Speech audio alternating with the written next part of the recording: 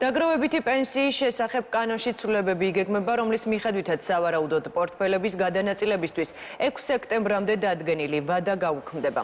ანუ თუ აქამდე საპენსიო სააგენტო მოუწოდებდა მოქალაქეებს მისულიყვნენ იუსტიციის სახლში ან სააგენტოს სერვის ცენტრებში და სრული შემთხვევაში შეეცვალათ პორტფელები დროულად, ახლა ეს ვადა 2028 წლის 1 იანვრამდე გაგრძელდება. თუმცა აღსანიშნავია ისიც, რომ ახლა სქემის მონაწილე ყველა მოქალაქე ავტომატურად დაბალ რისკიან პორტფელში იქნება. შესაბამისი კანონ პროექტი პირველი მოსმენით პარლამენტმა უკვე განიხილა. შემდეგი საპარლამენტო განხილვა კი 4 სექტემბერს არის ჩანიშნული.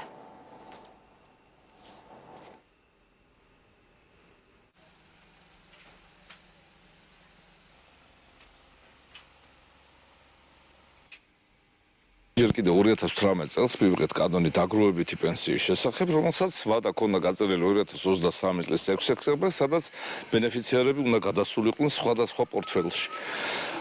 ამის შემდეგ გასაგაზაფხულო სესიაზე ჩვენ მოვისმინეთ ეს კანონი და მივიღეთ შესწორებები, რომ ჯერ კიდევ არ არის ყველაფრის იმისთვის მზად, რომ ეს ყველაფერი დაიწყოს 2023-ში და საგაზაფხულო სესიაზე პირველი მოსვენით, როგორც წამყვანმა კომიტეტმა ჯანმრთელობის დაცვის და სოციალურ საკითხთა, ასევე სავალდებულო კომიტეტებმა მივეცით შენიშვნები და განვიხილეთ, რომ 2028 წლის 1 იანვრამდე ყველა ადამიანი, ვისაც აქვს დაგროვებითი პენსია და არის მოსარგებლე აი ამ საპენსიო პაკეტის, ყველა რჩება იმ პაკეტში, როგორიც იყო. თუ კი ვინმე სურვილი გააჩნია პირადად და გინდა თუ არა გადამიყვანეთ მაღალრისკიან პაკეტში, ეს დღესაც შესაძლებელია და არავითარი ვალდებულება ამას ჩვენს მოსახლეობას არ გააჩნია. ამიტომ მინდა მოუწოდო პირველ რიგში მოსახლეობას, რომ ნუ იქნება აჟიოტაჟი, ნუ იქნება რაღაც დაძაბულობა, გრძელდება მოსარგებლეობა აი ამ დაგროვებითი პენსიის ისე როგორაც იყო აქამდე და არაფერი არ იცვლება.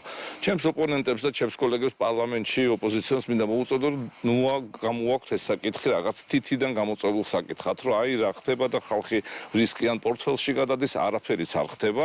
პირველი მოსმენა როგორც გახსოვთ საგაზაფხულო სესიაზე მიღებულია, 4 სექტემბერს უკვე დაგეგმილია მეორე მოსმენა ჩვენს კომიტეტში და მე დარწმუნებული ვარ, რომ საშემოდგომო სესიის ალბათ სექტემბრის თვეში პარლამენტი მიიღებს ამ კანონს უკვე ყველა უფლებით.